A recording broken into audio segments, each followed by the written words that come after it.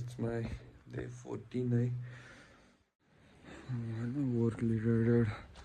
पनि काम पनि राम्रो भइरह अनि दिन पनि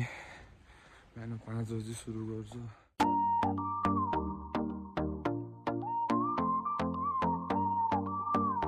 लास्ट मन पर्थ्यो कति रिफ्रेसिङ हुन्छ यता आएपछि चाहिँ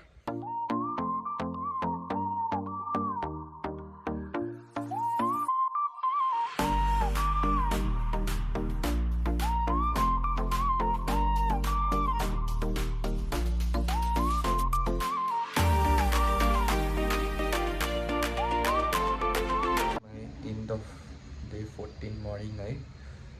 अब चाहिँ stay tuned for day 15